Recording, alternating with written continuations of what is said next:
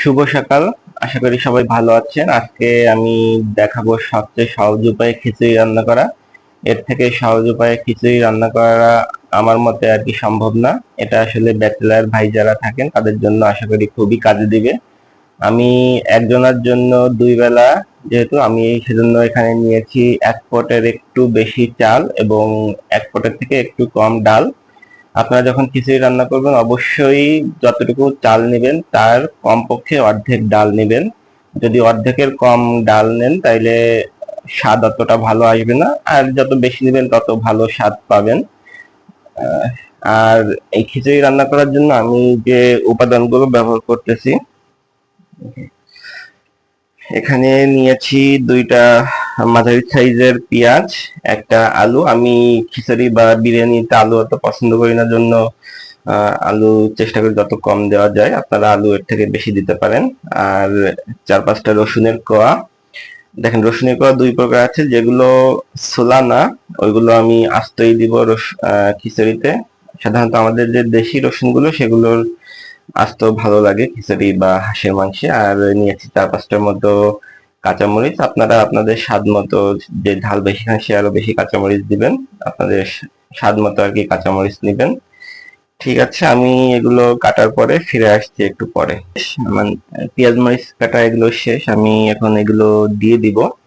আমি কিছু গরম মশলা নিয়েছি, আপনারা দেখতেই পাচ্ছেন। এলাচ বাসায় নেই জন্য এলাচ দিতে পারতেছি না, আমি এগুলো দিয়ে দিচ্ছি।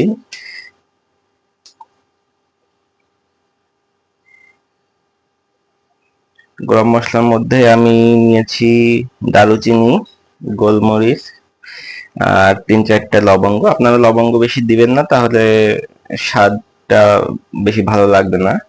আর বাসায় কিছু ক্যাপসিকাম ছিল, আমি ক্যাপসিকাম গুলো দিয়ে দিচ্ছি। এই যে রসুন, আমি যেহেতু রসুনের কোয়াগুলো একটু বড় বড় করে রেখেছি, কুচি করিনি, এরকম ভাবে মিহি করিনি, সেই জন্য আমি আর আস্ত রসুন দিব না খিচুড়ির মধ্যে।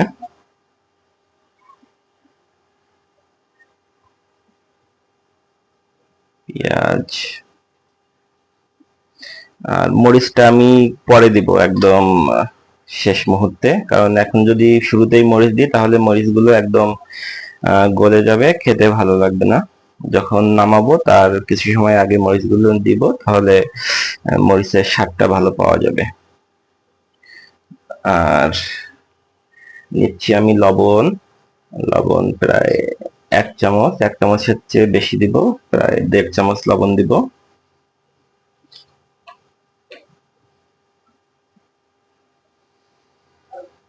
তারপর দিব 1 চামচ মরিচের গুঁড়া। মরিচের গুঁড়া দিলে আর কি কালার এবং স্বাদ দুইটাই ভালো হয়।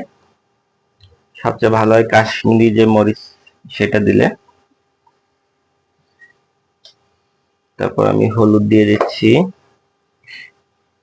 প্রায় 1 চামচ। 1 চামচ না, হাফ চামচ বলা যায় আর কি। দেখেন, হলুদ খুব যদি বেশি হয়ে যায় তাহলে কিন্তু খেতে ভালো লাগবে না।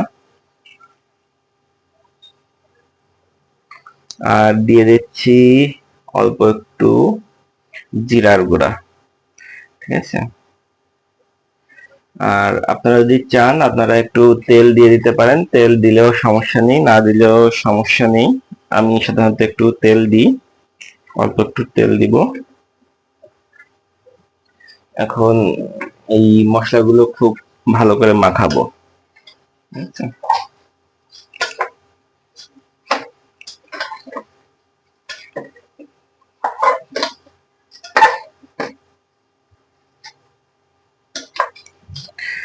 মাখানোর পরে এগুলো ভালো করে মাখানোর পরে আমি এখানে পানি দিয়ে দেবো। পানি যখন আপনারা দিবেন আপনারা একটু হিসাব করে দিবেন, কারণ আপনারা কি ধরনের খিচুড়ি খেতে চান তার উপর নির্ভর করে। যদি আপনারা ল্যাটকা খিচুড়ি খেতে চান তাহলে পানি একটু বেশি দিবেন, আর যদি একটু ঝুরা ঝুরা খিচুড়ি খেতে চান তাহলে পানি দিবেন আহ যে সাধারণত কি আমি 1 পটের বেশি চাল নিয়েছি, আর এখানে আলু আছে, ডাল আছে, তাই 1.5 পট আমি ধরে নিচ্ছি। তাই আমি 3 পট, 3 থেকে 3.5 পটের মধ্যে পানি দিব, তাহলেই খিচুড়িটা একদম ঝুরঝুরা খিচুড়ি হয়ে যাবে। আপনারা লেটকা খিচুড়ি খেলে বেশি পানি দিবেন অবশ্যই। ঠিক আছে, আমি এগুলো মাখাই এখন পানি দিয়ে দিব। ফিরে এলাম প্রায় 20 মিনিট পরে। আমি এখন একটু নেড়ে মরিচগুলো দিয়ে দিব।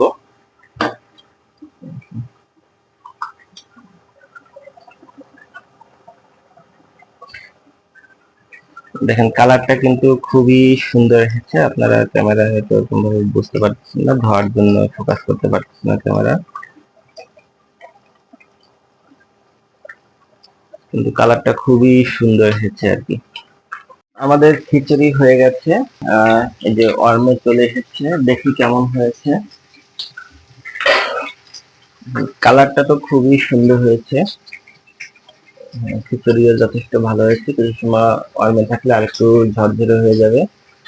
আর হ্যাঁ, ভাতও গলে গেছে।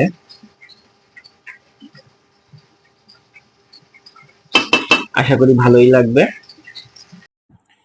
খিচুড়ি হয়ে গেছে, আমি থালাতেই নিয়ে এসেছি, একটু খেয়ে দেখলাম। খুবই ভালো হয়েছে আমার কাছে। সবকিছুই পারফেক্ট হয়েছে, শুধু ঝালটা একটু বেশি মনে হয়েছে আমার কাছে। এছাড়া সবকিছু লবণ, স্বাদ সবকিছু একদম ঠিক আছে। আপনারা যদি এভাবে কেউ সবচেয়ে সহজ উপায়ে খিচুড়ি রান্না করেন, তাহলে আপনাদের খিচুড়ির স্বাদ কেমন হলো সেটা জানাতে অবশ্যই ভুলবেন না। ভালো থাকবেন।